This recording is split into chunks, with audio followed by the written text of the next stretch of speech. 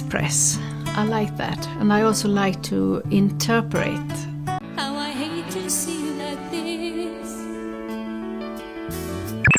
When it comes to Agnetha Fältskog, people often remember the angelic voice and radiant beauty of ABBA in the 1970s.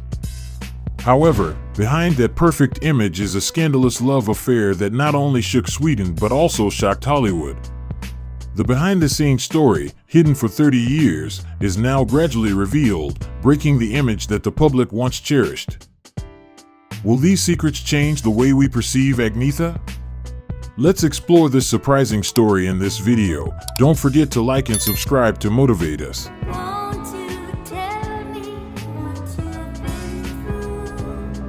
Agnetha Fältskog was born on April 5, 1950, in a small town in Sweden, into a modest home where music was more than just a pastime, it was the very air they breathed. Her father, Ingvar Fältskog, was a man full of dreams, but he had to set aside his ambitions to manage a local store. Her mother, Birgit Margareta Johansson, was a loving and patient figure who nurtured Agnetha with care, day by day. Though life was not always abundant, their small home was filled with something priceless, a love for music. From an early age, Agnetha demonstrated an extraordinary connection to music. At just 6 years old, she sat at the piano and composed her first song, TVA SMA Troll, an innocent yet creative piece that marked the beginning of her musical journey. In 1958, she joined the local church choir, a step that only fueled her growing passion for music. For Agnetha, music wasn't merely a hobby, it was a part of her very soul, a reason to live. However, Agnetha's dreams didn't stop there. At just 15, while her peers were still uncertain about their future paths, she made a bold decision to leave school behind and pursue music full-time, ready to face whatever challenges lay ahead. She worked at a phone store to support herself, but her heart and mind were always consumed by melodies and a yearning for the stage. Then, fate smiled upon her. One day, Borg Zimmermann, a German musician and producer, happened to hear her sing. He immediately recognized the star in front of him and invited Agnetha to join his band. From that moment, the innocent tunes of her youth began to transform into lively compositions, bringing Agnetha closer to the stage light her father had once dreamed of but could never reach. This time, however, it would be Agnetha herself who would shape that dream with her raw talent, courage, and her gentle yet resilient voice. But the peak of Agnetha's musical career didn't come easily. A pivotal moment arrived, almost as if fate whispered in her ear. It was when Carl Gardell, a former rocker who had tasted both the sweet success and the bitterness of fame, happened to hear one of her demos. With just a few notes, Carl knew he was hearing a star in the making. But Carl didn't want the entire band, he chose only Agnetha. This seemingly simple decision opened the first door to Agnetha's entrance into the world of professional music.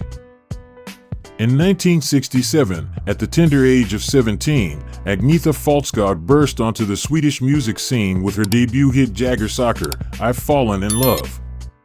Her clear, slightly melancholic voice quickly captured the hearts of the public, and the single exploded beyond expectations, selling over 880,000 copies, a dream figure for any young artist at the time. In the blink of an eye, Agnetha transformed from an unknown girl to a household name, with her songs playing on radio stations, her face gracing newspapers, and her music echoing in the hearts of fans everywhere. But as with every dream, the spotlight came at a price. Behind the sweet smile and dazzling performances were long, exhausting hours of practice and lonely nights spent in cold hotel rooms. The pressure of sudden success overwhelmed the young 17-year-old, forcing her to grow up faster than most people her age. While the spotlight continued to shine brightly on her, darker events quietly followed Agnetha. One of the most significant of these was her tumultuous relationship with Borg Zimmermann, the man who had discovered her in the early days. Charmed by his empty promises and the sweet visions Zimmermann painted of a larger, brighter future, Agnetha agreed to leave Sweden in search of a bigger career in Germany. She carried with her the hope of realizing her dreams, but she never anticipated the challenges and emotional toll the journey would bring. What she found in this new chapter was far from what she imagined. Dreams, once pure and hopeful, began to feel tainted by harsh realities of the music industry, where ambition and loneliness often intertwined. The days spent in a cold, unfamiliar country were filled with mounting disappointments. Music producers openly criticized her work, calling it bland and lacking promise. These harsh words sank deep into the young girl's heart, leaving her feeling humiliated and unsure of her future. In that moment, Agnetha realized the painful truth: in the cutthroat world of music, talent alone isn't enough. To succeed, one must possess persistence, wisdom, and a heart that knows when to reject false promises. With newfound clarity, Agnetha cut ties with Borger Zimmermann, packed her bags, and returned to Sweden. What she carried back with her wasn't just the lessons of youth, but the realization that there are no shortcuts to success, and that blind love, when coupled with misguided ambition, can sometimes be the greatest obstacle to one's own growth. Back in her homeland, Agnetha refused to let herself fall.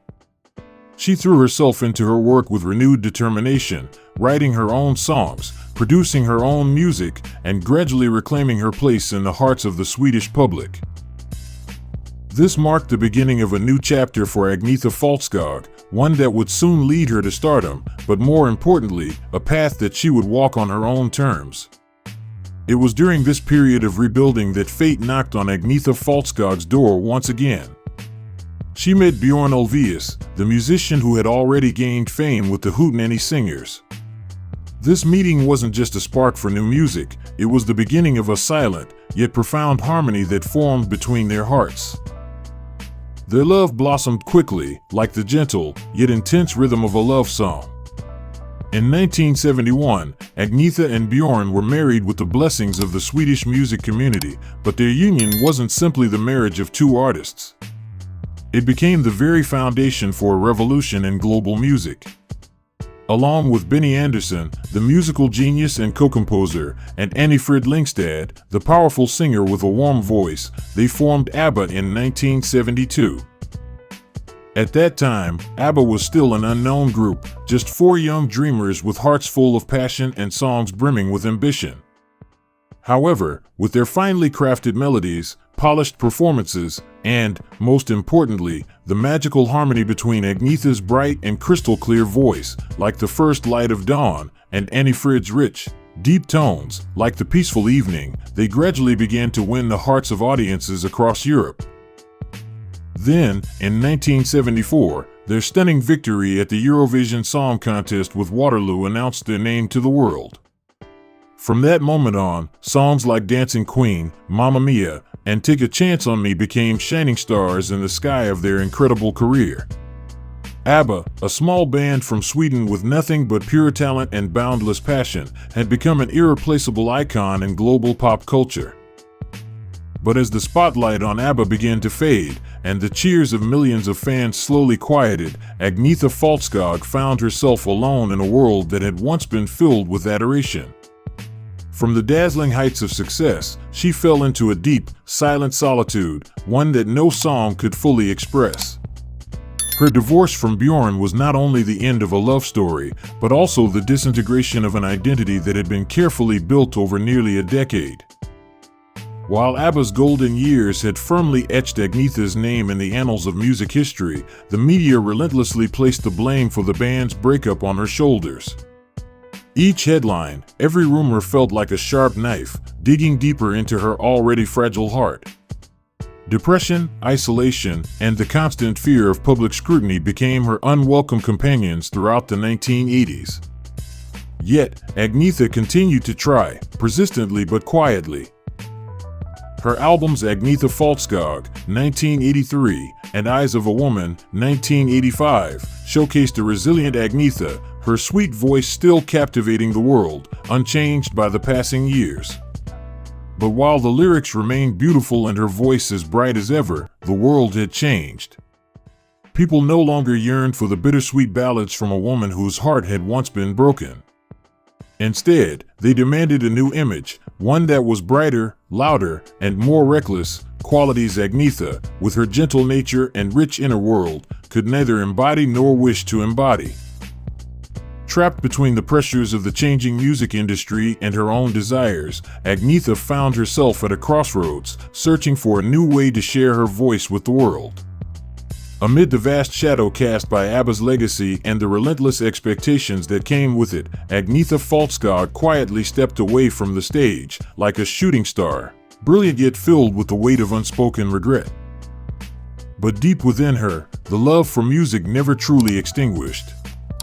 It remained, burning quietly, like a small flame fighting through life's storms, silent, persistent, and beautifully enduring. The 1990s closed a heavy door in Agnetha's life. After enduring a series of deep emotional wounds, from her failed marriage to Thomas Lindström to the irreplaceable loss of both her parents, she chose to withdraw. Like a weary bird seeking shelter amidst life's tempests, isolation became not just a choice, but a defense mechanism. She found solace on the picturesque island of Eckerö, off the coast of Stockholm, away from the noise of the world that had once so relentlessly focused on her. Yet, life had not finished its course with Agnetha. Her tumultuous relationship with Gaffarland, the Dutch man she had trusted, ended in profound hurt, as he became a source of harassment and stalking. Fear and disappointment drove her into a silent battle with insecurity and mistrust of others. The woman who once made the world smile with her angelic voice now had to learn how to heal in silence, amidst long, lonely nights. Then, like a gentle miracle, music found its way back to Agnetha, quietly and without demand. In the early 2000s, as the world around her slowed down, she quietly returned to the studio. No longer the young singer chasing fame, nor a member of a global phenomenon, Agnetha was now simply a woman singing because her heart told her to. The album My Coloring Book, 2004, emerged, born from the soft ballads that had nourished her soul during her youth.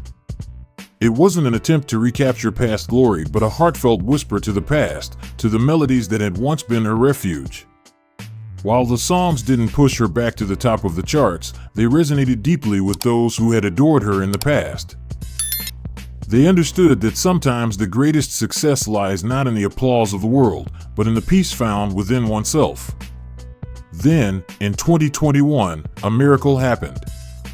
Agnetha, along with the other members of ABBA, added another glorious chapter to their story with the album Voyage, 2021.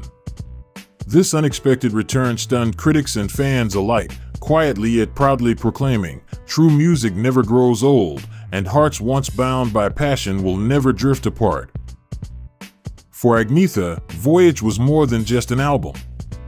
It was a journey back to the purest things in her life, a love for music that was selfless and without calculation. In the new melodies, one could still hear the voice that once resonated with youthful energy, now enriched with the introspective depth of years filled with experience. It was a moment when Agnetha closed her eyes and knew, deep down, that despite all the ups and downs, she would always belong to the world of music. Today, Agnetha has chosen a quiet life in Sweden, nestled amidst tree-lined gardens and peaceful afternoons. She hides from the flashbulbs and enjoys the simple pleasures, reading books, tending to her plants, and occasionally immersing herself in the old melodies that play from her turntable. In her own world, Agnetha is no longer a pop queen required to constantly shine. She is simply a woman who once lived fully for art and now lives fully for herself. Thank you for watching. If you found this video interesting and helpful, don't forget to like it to let us know you enjoy this content. Subscribe to the channel to stay updated with the latest videos and become a part of our community.